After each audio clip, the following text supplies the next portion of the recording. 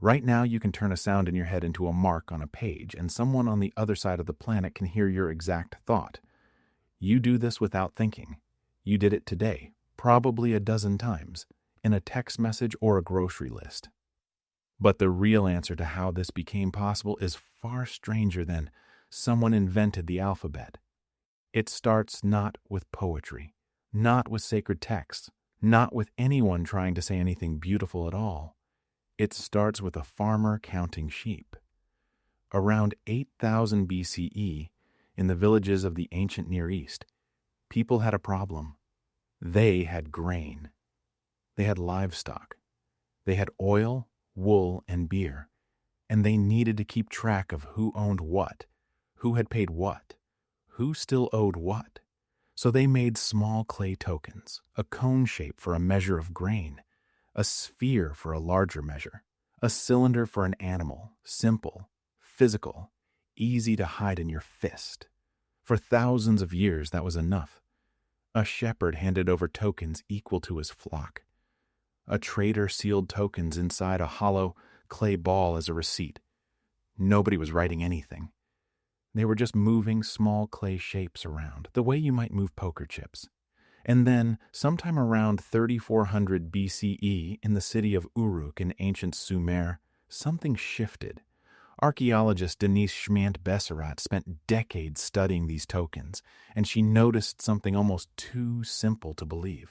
Someone realized you didn't need the physical token anymore. You could press it into wet clay and leave its impression. Then you could just draw the impression instead of pressing the object at all. A circle for a jar of oil. A triangle for a measure of grain. The object disappeared. The symbol stayed. And in that moment, without anyone announcing it, without anyone naming it, writing was born. Not as literature, not as a message from a god, as a receipt. Think about that for a second. The first written words in human history were not "I love you" or "Hear me, O gods."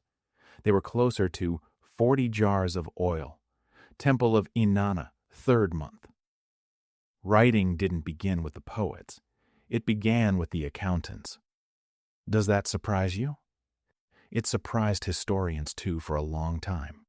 For centuries, people assumed writing must have started with something noble, a king's decree, a priest's prayer, a myth passed down. But the clay tablets recovered from Uruk tell a blunter story. Of the earliest known written tablets, the overwhelming majority are administrative. Lists, counts, transactions. Writing was invented to manage a warehouse before it was ever used to move a heart. But a warehouse of what, exactly? Uruk, by 3400 BCE, was not a village anymore. It was one of the first true cities on Earth, home to tens of thousands of people. And a city that size cannot run on memory. You cannot keep 10,000 grain transactions in your head. You cannot trust that every trader will remember every debt honestly. Writing solved a problem that only a certain kind of society could even have. It emerged the moment human groups grew too large, too complex, and too interconnected for memory alone to hold them together. This is the part that reframes everything. Writing wasn't a leap of creative genius, dreamed up in isolation by a lone visionary. It was infrastructure, like a road or a canal or a granary. It was built because a growing city needed it, the same way you'd build a filing cabinet once your desk got too messy to function. And once that first system existed, something interesting happened. It didn't stay simple. Those early Uruk symbols, called Proto-Cuneiform, were pictographic. A drawing of a head meant head. A drawing of a bowl meant food. But pictures can only get you so far. How do you draw the word "and"?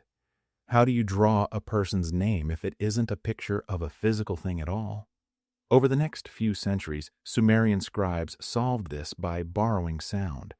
A picture of a reed pronounced G could also stand for the sound G in an unrelated word, the way a rebus puzzle uses a picture of an eye to mean eye.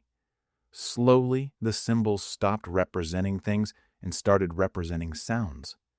Pictographs became wedge-shaped marks pressed into clay with a reed stylus. This is what we now call cuneiform, from the Latin for wedge-shaped. It took roughly 600 years to travel from simple token counting to a full writing system capable of recording language itself, sentence by sentence, sound by sound. 600 years, longer than the entire history of the printing press. Nobody sat down and invented an alphabet in an afternoon. It was built the way a path is built, one worn footstep at a time, by generations of scribes solving one small problem after another. And here's where the story gets stranger, because Sumer wasn't alone. Independently, without contact, without borrowing a single idea from Mesopotamia, ancient Egypt developed hieroglyphic writing around 3200 BCE. In China, a fully formed writing system appears on oracle bones by around 1200 BCE, used to record questions asked of ancestors and spirits. In Mesoamerica, the Maya and their predecessors developed an entirely separate script, thousands of miles and thousands of years removed from any of the others. 4 times in 4 unconnected corners of the world, human beings arrived at the same solution to the same underlying pressure: large populations, complex trade, the need to bind a promise to something more permanent than a person's word. Historian and sinologist scholars studying the Chinese case have pointed out that oracle bone script, much like cuneiform, likely built on a long, invisible prehistory of simpler marks, tallies, and symbols that never survived, because they were carved into materials that rotted away long before clay or bone. That's worth sitting with. The writing systems we can study are only the ones that happen to be recorded on something that lasted. Wood, bark, skin, memory itself, all of it is gone. What we call the first writing might really just be the first writing that got lucky enough to survive. So if writing is infrastructure, born from bureaucracy rather than inspiration, why does it still feel sacred to you? Why does a handwritten letter feel more intimate than a text? Why did ancient societies, once they had this accounting tool in hand, immediately start using it for something else entirely? Because once you can trap a thought outside a human skull, you can do more than count jars of oil. You can send an order to an army 100 miles away and know it will arrive unchanged. You can write a law down so a king can't quietly reinterpret it later. You can leave a message for someone who won't be born for another 3,000 years. Archaeologist David Wengrow has argued that early writing systems, once established, rapidly became tools of power precisely because they let a ruler's voice extend far beyond the reach of his own body. The moment a promise or a command could outlive the breath that spoke it, everything about how humans organized power, memory, and truth changed. Writing didn't just record history. It made history possible in the first place. Everything before those clay tokens in Uruk is called prehistory. And that word isn't an accident. It means we have almost nothing but bones and guesses. Everything after is history. Because for the first time, someone from that era can speak to you directly, in their own words, across 5,000 years of silence. A Sumerian scribe complaining about a bad harvest. An Egyptian scribe listing wages owed to tomb workers. These aren't myths reconstructed by archaeologists. They are first-hand voices. You can read what worried a person you will never meet who lived before the pyramids were finished, because a system built to count sheep quietly turned into a system that could carry a mind. Now think about your phone.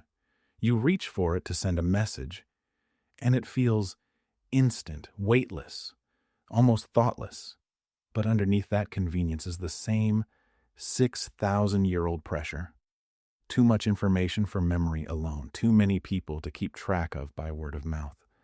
Too many promises that need to survive longer than the people who made them. Every grocery list you've ever written is a direct descendant of a Sumerian grain receipt. Every "I'll send you the details" is standing on top of a system invented so a warehouse manager wouldn't have to trust his memory. You didn't inherit writing because someone somewhere wanted to be remembered. You inherited it because Someone somewhere needed a receipt. And tonight, when you turn a thought in your head into a mark on a screen, that receipt is still being written.